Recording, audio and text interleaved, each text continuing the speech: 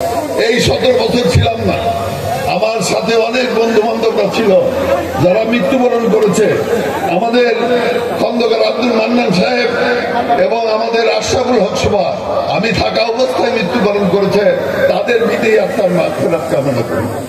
সঙ্গে সঙ্গে যারা আমার অনুপস্থিতিতে মৃত্যুবরণ করেছে, আমাদের জন্য যারা কাজ করেছে বিভিন্ন সময়, তাদের আত্মার মাগফিরাত কামনা করে আমি কয়েকজনের নাম আপনাদের সামনে উপস্থাপন করতে চাই।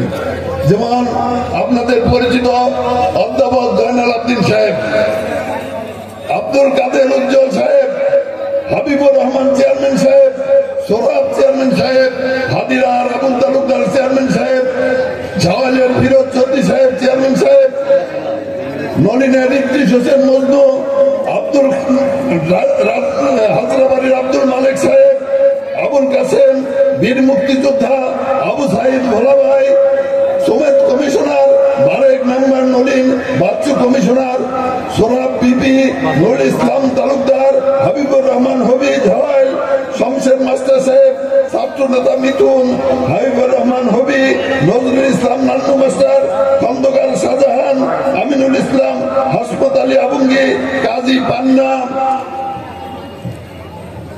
আব্দুল জলিল জিএস, ফরাদ ম্যানেজার, শিল্পপতি Abdur Razzak, Sultan, Mahmud Khan Sakaria, Babul member, Motaleb member Rajgora, Shafi Masla Rajgora, Abdul Jabbar doctor, Alauddin doctor, Abdul Khalek করিয়াটা, Shafi master গুয়াহাট্টা, কেরামত আলী হাদিরা, আয়ুব তালুকদার, মাহমুদপুর, মোকাদ্দেস মাস্টার, নোমান চৌধুরী, সরওয়ার্দী মেম্বার, মোস্তফা বেঙ্গুলা, হাসেন মেম্বার, ভাষা সৈনিক হজরত ডাক্তার, তারা মিয়া নবগ্রাম, জয়ের আলী নবগ্রাম, ইরামিয়া মাদারজানি, মান্নান মেম্বার কুমুল্লি, হাসেন মেম্বার, আবুল খায়ের, সোলাইমান মেম্বার, আলহাজ আব্দুল জলিল, হাকিম মেম্বার শাহজাহানপুর, রায়হান খান, ইসমাইল আমাদের অফিসের পিয়ন।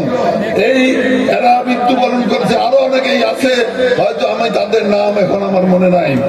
আমি এই নেতা যারা আমার সাথে সবসময় কাজ করেছে, আমি তাদেরকে আন্তরিকভাবে অন্তরের অন্তঃস্থল থেকে দোয়া করি, আপনারাও দোয়া করবেন পরম করুণাময় আল্লাহ তাআলা যাতে তাদেরকে ভেস্তে নসিব করে, আল্লাহ তাআলা যাতে তাদেরকে জান্নাত দান করেন।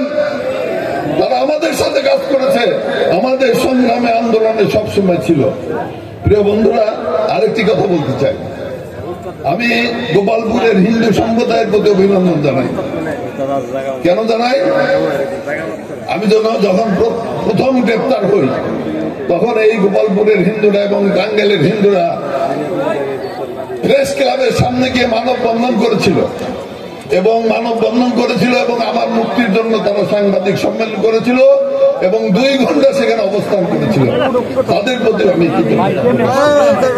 যে তারা আমাদের সাথে কাজ করছে, তাদেরকেও আপনারা খেয়াল রাখবেন।